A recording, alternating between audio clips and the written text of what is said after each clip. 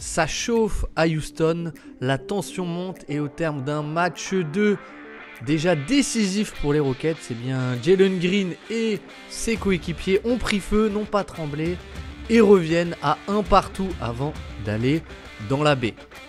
Mais dans ce match marqué par les coups bas et la physicalité, eh bien on a aussi eu un super match tactique de la part d'Ime Udoka et aussi de Steve Kerr. Alors quel a été le plan des Texans pour venir à bout des Warriors? Eh bien c'est ce que je vous propose de voir dans ce 5e débrief des playoffs 2025. Bienvenue à tous.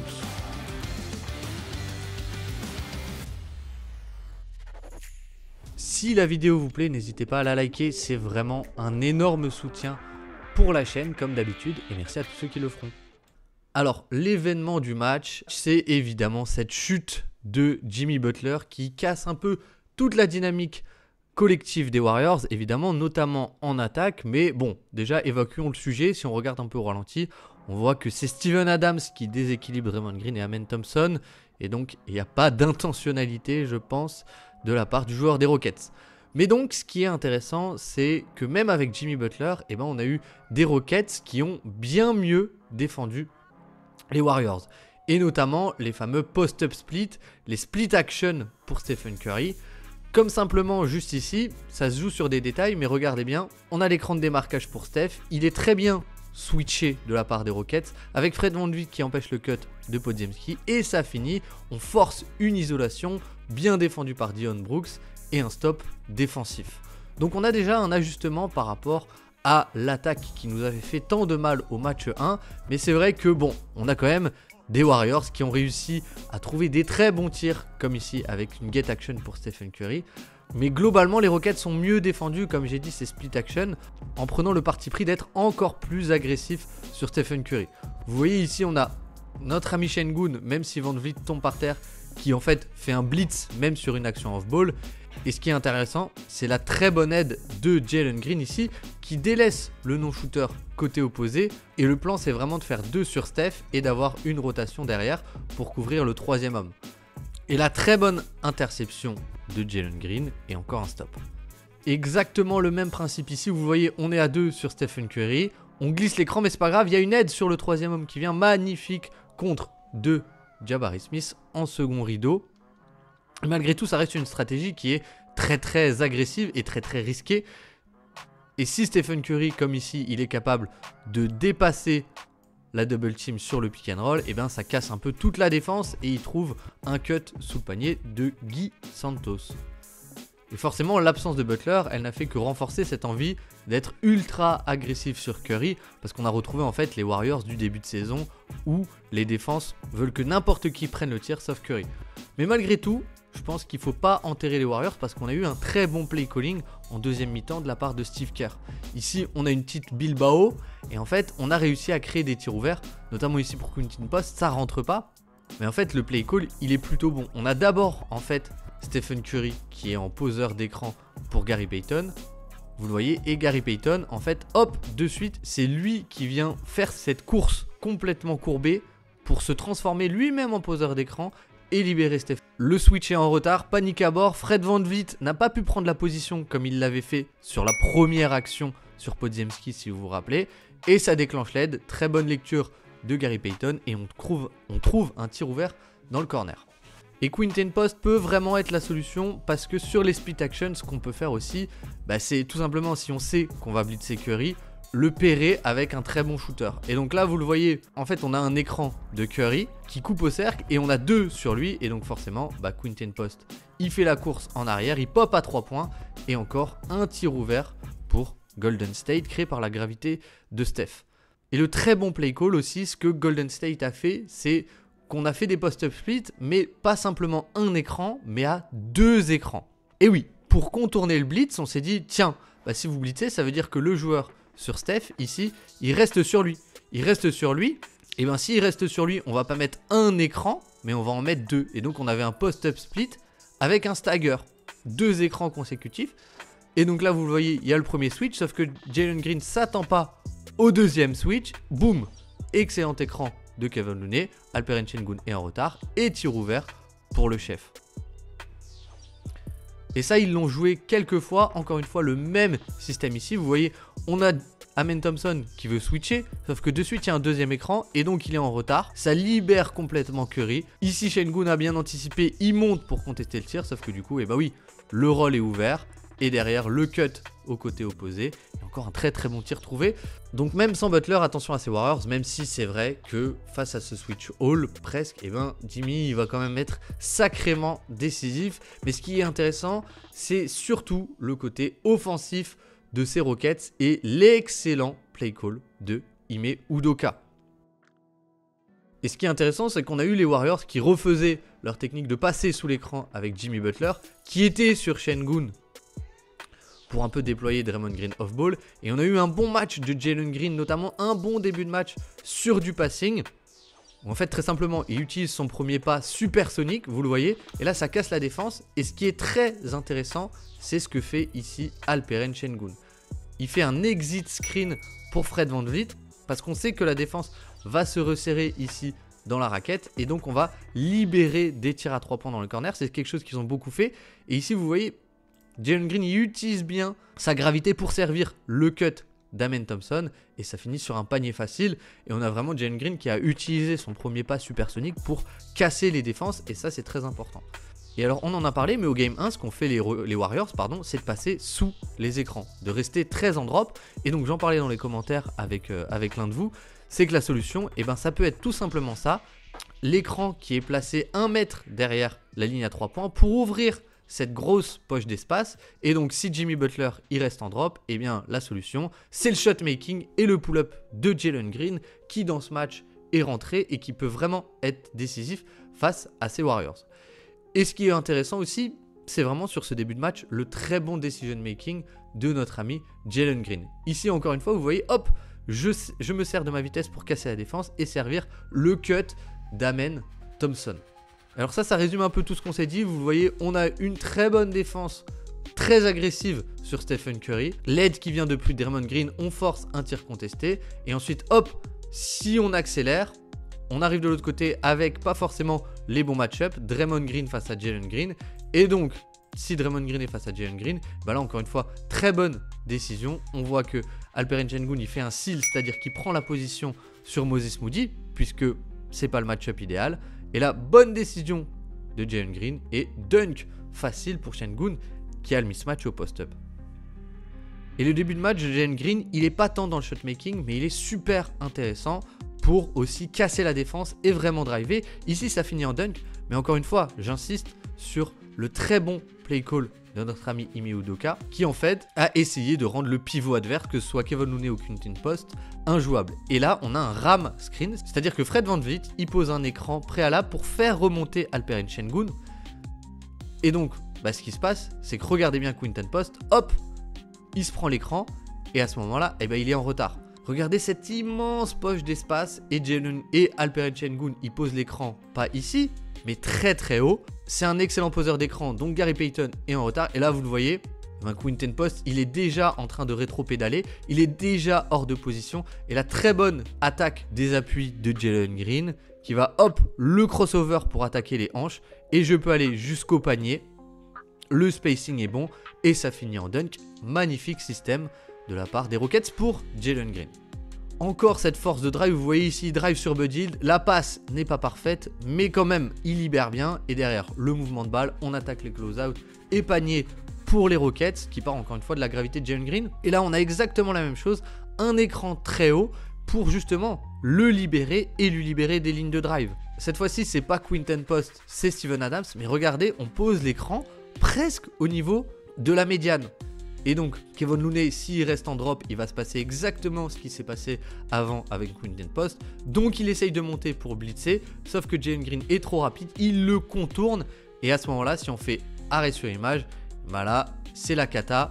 Parce qu'on a notre protecteur de cercle au large et on a deux défenseurs qui sont complètement hors de l'action. Moses Moody en low man et là, Jalen Green, il aurait le choix de kick out à peu près à n'importe qui.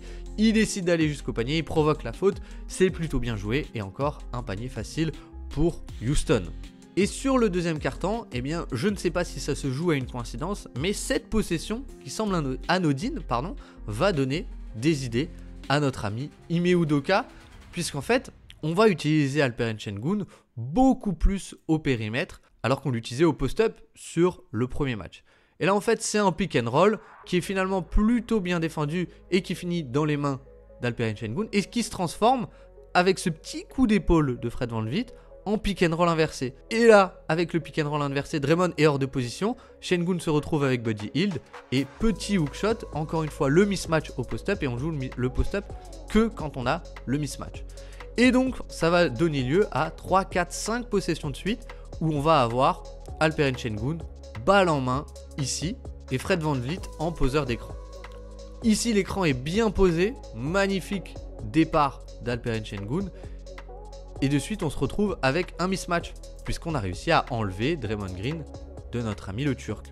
Et donc là, il peut jouer l'ISO, le spin move, ça attire l'aide. Et encore une fois, regardez Steven Adams, on voit que là, c'est vraiment une consigne. On a cet exit screen, c'est-à-dire que ça, ici, c'est le joueur qui doit défendre Jabari Smith. Et donc, on pose un écran pour rendre le close-out absolument impossible.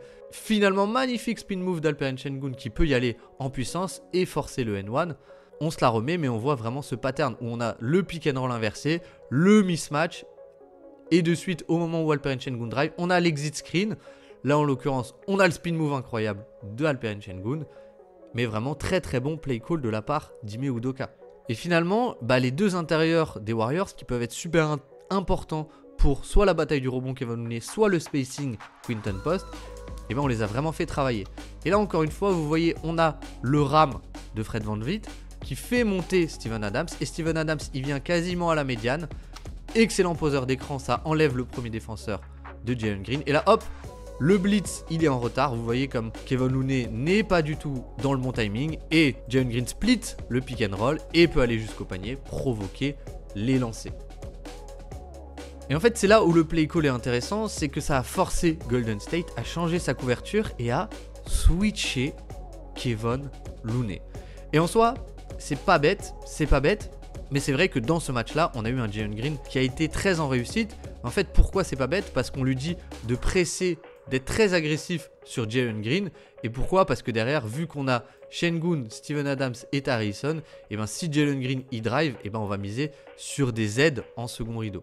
Le problème, c'est quoi? C'est que Jalen Green, hop, le petit step back, il a eu le shot making sur ce match et il arrive à créer la séparation sur Kevon Looney, mais potentiellement ça peut être une alternative. Et vraiment, on a eu je trouve un excellent match de la part d'Ime Udoka, de Jalen Green et aussi d'Alperen Sengun qui a été beaucoup plus à la création. Et là, vous voyez, on arrive encore une fois à casser la défense, à trouver un tir ouvert, à avoir le rebond offensif, mais en fait, si on rembobine, c'est super intéressant de voir que tout part du play call qui n'est pas du tout le play call habituel. Là, on a un jeu à deux et Jalen Green, il va faire feinte de côté et hop, départ de l'autre côté. Et là, de suite, vous voyez, comme ce petit mouvement off-ball, il est magnifique et il met complètement Gary Payton hors de position. Ce qui fait qu'au moment où Jalen Green il remonte, Kevon Looney, il est obligé de monter. Alperen Sengun, de suite, il prend la position. On switch et très bonne décision de Green qui sert Sengun au post-up. Post-up face à Gary Payton, c'est mismatch, comme on l'a vu précédemment.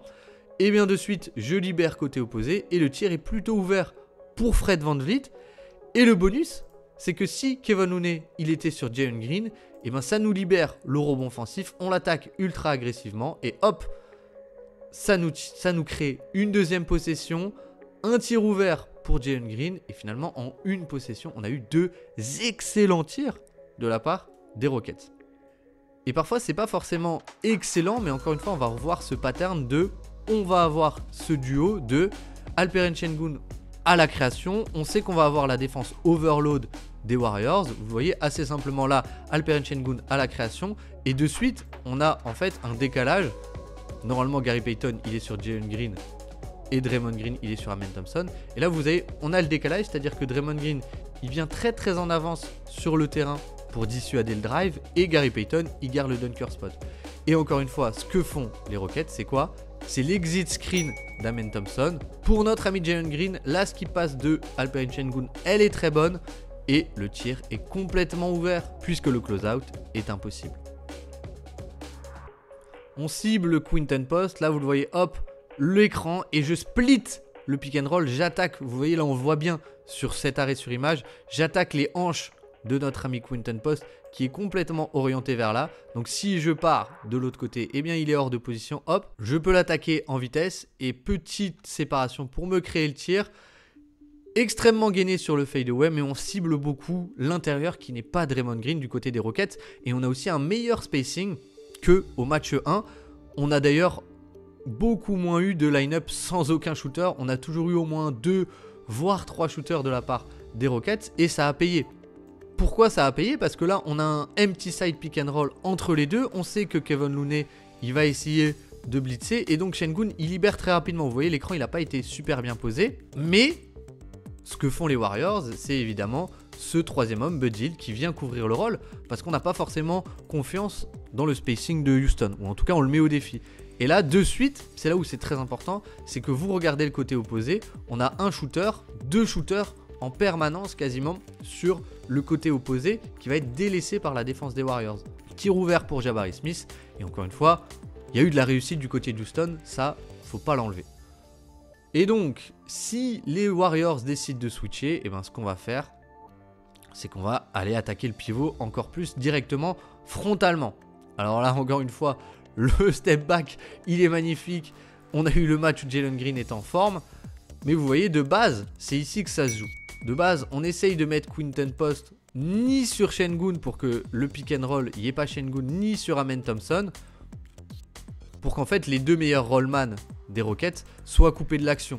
Mais finalement, vu que les Warriors switch, et ben les Rockets, ils s'en fichent. Vous voyez, ils cherchent pas du tout à roll, ils cherchent juste à avoir le switch des Warriors. Et de suite, j'attaque le mismatch. Ici, le step back, ça rentre. Mais finalement, je pense que c'est une possession très intéressante pour les Warriors. Pourquoi? Puisque vous le voyez, en fait, on a presque du ice, même s'il n'y a pas d'écran. Mais en fait, on a Quinten Post qui empêche Jalen Green de rentrer dans l'axe et qui l'oriente complètement vers ce côté. Et pourquoi il l'oriente vers ce côté? Parce qu'on sait qu'on va avoir une grosse densité avec notamment le roamer Draymond Green qui va venir ici et qui va venir boucher le drive et forcer potentiellement un tir à mi-distance. Donc le schéma défensif est très très bon en réalité. Et c'est d'ailleurs pour ça que Jalen Green, vous voyez ici, il va pas jusqu'au panier. Et il est forcé de prendre ce step back. Et finalement, c'est le pari qu'ont fait les Warriors. C'est ce qui a permis à Houston de survivre. C'est un très grand Jalen Green, ou en tout cas un très grand shot making de Jalen Green. Mais ce qui est intéressant aussi, c'est la diversité des shoots et des tirs pris par Jalen Green. On a eu le drive au début de match, on a eu un peu de séquence off-ball. Et là encore, en fait, ça part avec Alperen Sengun à la création. Et là, on a la zoom action, c'est-à-dire un premier écran, puis il vient chercher le ballon dans les mains de Sengun pour prendre un tir en mouvement. Et vraiment aussi, j'insiste sur le bon match à la création d'Alperen Sengun. Et on finit avec une possession qui est super intéressante, qui vous rappellera peut-être Nikola Jokic et Aaron Gordon. Mais tout simplement, on va avoir un pick and roll entre grands. Et c'est super intéressant parce que Kevin Looney, il peut pas forcément rester devant notre ami Sengun. Et en plus, on met Stephen Curry sur Amen Thompson. Donc ça fait que si c'est Amen Thompson le poseur d'écran, c'est à Stephen Curry de défendre en drop. Vous voyez ici, c'est un peu ridicule parce qu'en fait il est tellement petit que ça sert entre guillemets à rien.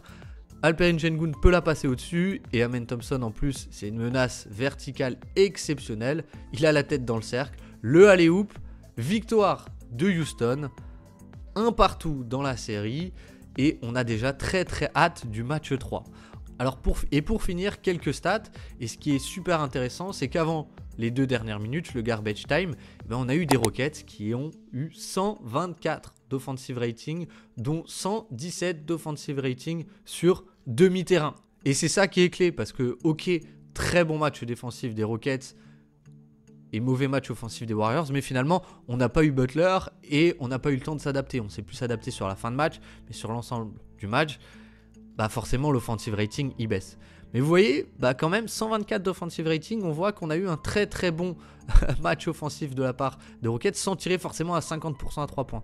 On a 40%, c'est bien, mais on a aussi 82% au cercle. Et ça c'est vraiment excellent, et faire ça avec seulement 30% de rebond offensif qui est en dessous des standards habituels de cette équipe, c'est super encourageant. En tout cas, on vit de super playoffs, vraiment excellent match tactique et ça me rappelle un peu le foot. Bah là où les demi-finales de Ligue des Champions, on a 4 des 5-6 meilleurs entraîneurs au monde. En tout cas, c'est ce que j'ai lu à droite à gauche et bah sur ces playoffs, j'ai l'impression que c'est la même chose. On a vraiment d'excellents coaching staff. Les Lakers, super deuxième match face aux Wolves. Nuggets, Clippers évidemment. Les Pistons qui ont fait des super matchs. Premier super match des Warriors, deuxième super match des Rockets. On se régale et vous nous régalez aussi. Vous êtes super présents sur les premiers débriefs. Donc j'espère que celui-ci vous a également plu. Merci de m'avoir écouté. Passez une excellente fin de journée. Je vous fais des gros bisous. Je vous dis à très bientôt. Prenez soin de vous. Ciao, ciao.